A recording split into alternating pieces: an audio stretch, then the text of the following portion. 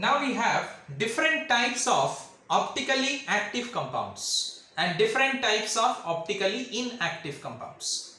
First we will see optically active compounds. One is your enantiomers, another is your diastereomers. What I said? Enantiomers. Enantiomers. And other is your diastereomers. Now what is enantiomers? In simple words, we can say enantiomers are those in which the mirror image is superimposable. We have got a mirror image and the mirror image is superimposable. That is said to be S. When the mirror image is superimposable, then it is known as, what you can say, when we have got a mirror image and the mirror image is not superimposable. I am very sorry. We have got a mirror image and if the mirror image is not superimposable, then it is known as what? Enantiomers. Alright, again I repeat. In case of enantiomers, we have got a mirror image and the mirror image is not superimposable. Fine. In case of diastereomers, we don't have a mirror image at all. We don't have a mirror image at all. So there is no question of whether it is superimposable or not. No, we don't have a mirror image. If there is no mirror image, then it is known as diastereomers. If you are having a mirror image and the mirror image is not superimposable, then it is known as enantiomers. We can say that. So till now, which we are doing, that is a lactic acid, mandelic acid, malic acid, propanic acid, so many we will be having the compound. All are known as enantiomers. Still more example I will give you to differentiate between enantiomers and diastereomers. Now look at the board.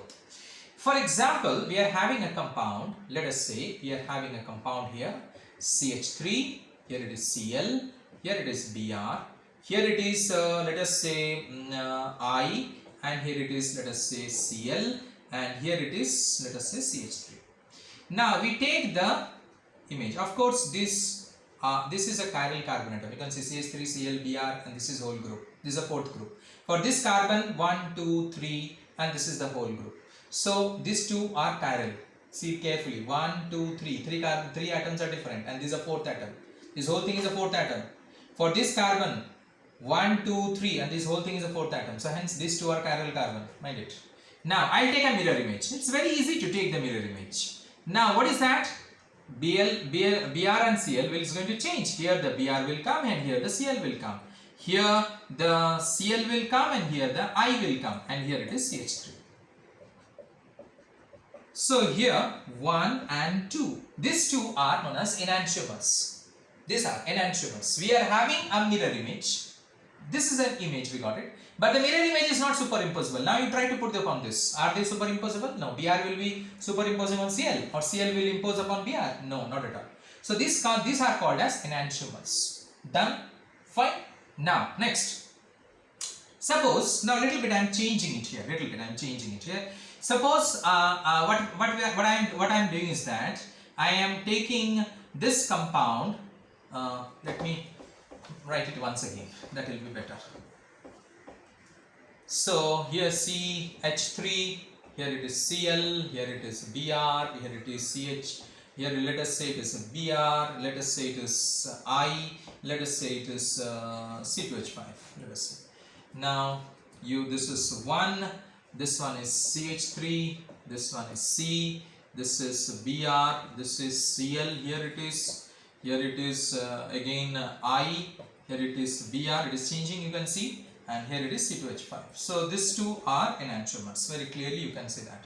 Very clearly you can see these two are enantiomers. Now you see here CH3, C, and here what I do, here I put it as I, here I put it as C2H5, here C, here OH, here H, and here COOH. Alright, now what will I do? I will take them here. This is 3. I will take, now this is chiral, no problem. This is CH3, this is C, this is, it will be your, I have to write it short, I don't have the space, C2H5, small letter, and this is your I, here it is your H, here it is OH, and here it is COOH. This 2 is chiral. This is number 4. So 1's mirror image is 2, 3 mirror image is 4. You can see. Clear? You can see that. The 3 mirror image is 4. Now what we find is that 1 and 2 are enantiomers, 3 and 4 are enantiomers. Listen carefully. But what about 1 and 3? They are not enantiomers. Then what are they? They are diastereomers. It's optically active. This is also optically active. This also is optically active. So 1 and 3 are diastereomers. They are not the mirror image. 2 and 4 are the diastereomers. They are not the mirror image. Alright? Clear? So in this way, 2 and 3 they are diastereomers. They are not the mirror image of each other. Alright? So 1 and 2 enantiomers. 3 and 4 enantiomers. But 1 and 3 diastereomers. 2 and 4 diastereomers. 2 and 3 diastereomers. In this way, the one which does not have a mirror image, they are said to be as diastereomers. And the one which has got a mirror image, but the mirror image is not superimposable, it is known as enantiomers. Got it now? All are optically active. All are optically active in nature. Alright, so these two are two optically active compounds. We can say that. Clear? Now, here I will take another example. I will take here another example. I will be taking it here. Okay? What is that? See. Here COOH, here H, here OH. Here it is H, here it is OH, here it is COOH. Now this one is your optically active. Difference you can see. Now if I take this, what it will be? Here it is COOH, here it will be here OH, here it is H, here it is H, and here it is OH, and here it is COOH. Again this is optically active. Fine. So 1 and 2. Clear? Now next what I am doing is that, first let us understand this. What is the name of the compound first of all? It is known as tartaric acid. Tartaric acid. The name of the compound is tartaric acid. Now we should know here, you may ask me a question that sir, which is dextro and which is levo here? The two compounds, two carbon atoms are there. You can take any carbon and you can decide. Suppose you will say that I will take the first carbon. So this is your dextro. So hence this is your levo. If somebody is saying no sir, I will take this particular carbon. Okay, this is your levo, then this is your dextro. It is not in one you will take this as dextro and here you will take this as levo. How it is possible? You will compare in this way, this carbon and this carbon. So if this carbon and this carbon you are comparing, so this is dextro, you can see OH is on the right, more molecular weight. So this is your levo. If you take this carbon, then this is your levo and this is your dextro. Got it now? In this way. We define which is dextro and levo compound. Followed? Clear? This is dextro and levo. In this way. We will get it. Fine. Now, next, after that, here you see, we will come to another compound which is optically inactive in nature, which is having a plane of symmetry. What is that compound known as? That is known as meso compound. So, what is that compound? Meso. How do we know it is meso compound? Got it? What I said you? It is optically inactive because it has got a plane of symmetry. How? See, COH, here it is OH, here it is H, here it is OH, here it is H, and here it is COOH. Got it? See, this is a plane of symmetry. This is going to overlap upon this, or this is going to overlap upon this. This is your plane of symmetry. See clearly, OH, OH, H on the same side. Alright? So they are going to overlap one upon the other. So hence, when we are having a plane of symmetry, alright, and here what you can see, that is they are overlapping one upon the other. Okay, then it's what? What I said you, optically inactive in nature, because I've said you, it should not have a plane of symmetry, but here we are having a plane of symmetry. See, this is a plane of symmetry. This is a plane of symmetry we are having, and this part overlaps upon this, or this part overlaps upon this. So this compound is called as what? Meso compound. Now children, listen carefully. Meso compound means what? Meso compound is an optically inactive compound in which there is a equal proportion of dextro and levo is there. Equal proportion means if 50% dextro is there, then 50% levo is there. How do we say? Because if this is going to rotate towards right, this is going to rotate towards left. Alright, and as a result, the net rotation will be what? 0. Due to net rotation 0, the compound is optically inactive in nature. because it should rotate the plane of polarized light, but here it's not rotating.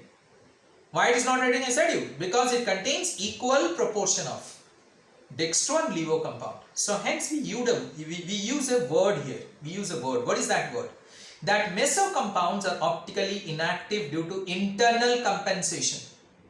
Meso compounds are optically inactive due to internal compensation. Means the internal arrangement is such that it contains 50% dextro and 50% levo, due to which is optically inactive in nature. Alright, what I said? Meso compound is optically inactive due to internal compensation. I use the word compensation here. Means the internal arrangement is such. You are not doing it. Internally it is arranged in such that it contains 50% dextro and 50% levo, due to which the net rotation becomes 0 and hence it is optically inactive in nature. Got it? This is known as. So, now this compound is known as meso compound. Another optically inactive compound is there, which is known as racemic mixture. Another optically inactive. We have done with optically active. Which is that? Enantiomers and diastereomers. This is over. This is over. Enantiomer, diastereomer. This is over. Now we are coming to optically inactive. One I said you already. Optically inactive, that is your meso compound. This is your racemic mixture. Now what is racemic mixture? Racemic mixture is also called as a DL mixture. It is also known as DL mixture. Means what we are doing is that we are taking 50% dextro compound and we are taking 50% levo compound and we are mixing it externally. We take 50% dextro, let us say 50% tartric acid I am taking and 50% dextro tartric acid I am taking and 50% levo tartric acid I am taking and mixing it together. What will happen? It will become optically inactive, because here also the net rotation is 0. But here the compound is optically inactive due to external compensation, because I am mixing it up externally. I am mixing it up externally. Here the compound is optically inactive due to external compensation. Remember the word external compensation. Alright, clear. So in this way, when the compound is optically inactive due to external compensation, it is known as racemic mixture or DL mixture. It is said to be as DL mixture. And the phenomena is known as racemization. It is known as racemization. The phenomena is called as racemization. When 50% dextro and 50% levo compound is there. And here the compound cannot be resolved into its constituents. What do you mean by what I said to you? The compound cannot be resolved. So there is a word that is called resolution. Resolution means when you are able to separate the two compounds into its components. Components means dextro and levo. Alright, here it can be resolved. In case of DL mixture it can be resolved. But in case of meso compound it cannot be resolved. Why? Because in case of meso compound the internal arrangement is such. You are not arranging it. Internally it is arranged such that it is 50% dextro and 50% levo. So it cannot be resolved. It cannot be resolved into its components. Try to understand the word resolution. Resolution means we can separate into its constituents. That is the meaning of the word. So you need to use its technical word while writing the answers. So meso compound cannot be resolved into its constituents because it is arranged internally. But DL mixture, racemic mixture can be resolved. It can be separated into its constituents. That is, we can separate it. Why it can be resolved? We are mixing it up. We are externally mixing it up. So hence it can be resolved. So DL mixture or racemic mixture can be resolved into its constituents. We can separate it into dextro and levo. But meso compounds cannot be resolved into its constituents. Alright. So understood this? What is racemization? What is resolution? Understood this particular word.